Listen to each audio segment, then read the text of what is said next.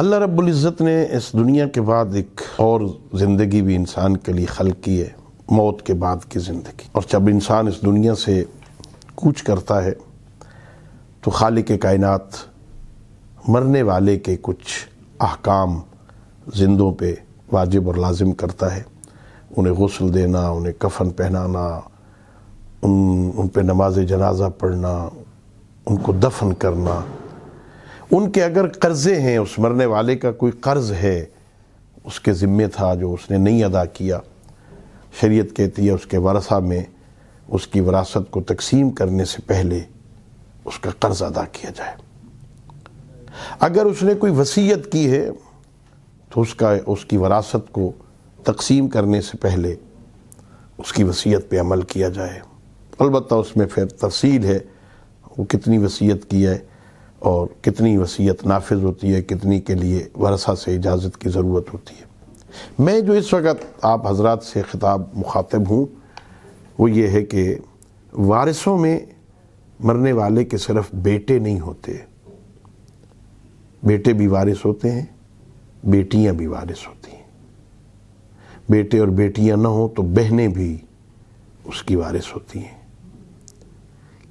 ہمارے اس معاشرے میں بدقسمتی سے بیٹوں کو وارث سمجھا جاتا ہے، بیٹیوں کو وراثت سے محروم کر دیا جاتا ہے، اور یہ بہانہ بنا کے ان کو جہیز دے دیا تھا اور جہیز میں ان کا حصہ ادا کر دیا تھا۔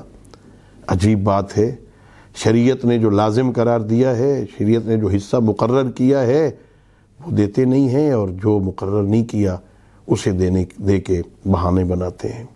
بیٹیوں کا حق ہے، وہ بھی اسی طرح اس باپ کی اولاد ہیں جیسے بیٹے اولاد۔ بیٹے اگر مستحق ہیں اپنے باپ کے وارث ہونے کے تو بیٹیاں بھی مستحق ہیں۔ کس لیے بیٹیوں کو محروم کیا جائے باپ کی وراثت سے؟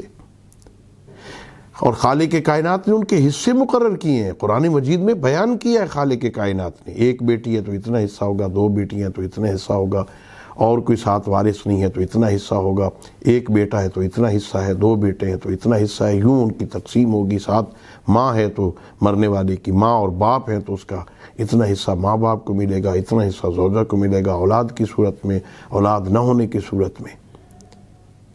اور اگر خدا نے خواستہ کوئی مرنے والے کے اولاد اپنی بہنوں کو حصہ نہیں دیتے، مرنے والے کی بیٹی کو مرنے والے کی وراثت سے حصہ نہیں دیتے اور جبر کرتے ہیں تو ظاہر ہے یہ باطل ہے، یہ عقل باطل ہے، یہ کھانا جائز نہیں ہے، اور قیامت کے دن اس کا حساب دینا ہوگا۔ اور میں آپ دوستوں سے جو اہل بیت علیہ السلام کے ماننے والے ہیں ان سے تو خصوصاً وراثت میں تو ہم آج تک رو رہے ہیں کہ رسول کی بیٹی کو وراثت میں حصہ نہیں دیا گیا ان کا، تو کیوں جناب سیدہ کی وراثت سے محرومی پر گریہ کرنے والے اپنی اولاد کو اور اپنے بھائیوں کو، اپنی بہنوں کو اور بیٹیوں کو وراثت سے محروم کر دیتے ہیں؟ اللہ رب العزت ہم سب کو احکام قرآنیہ پر عمل کرنے کی توفیق عطا فرمائے۔ وآخر دعوانا ان الحمد للہ رب العالمین۔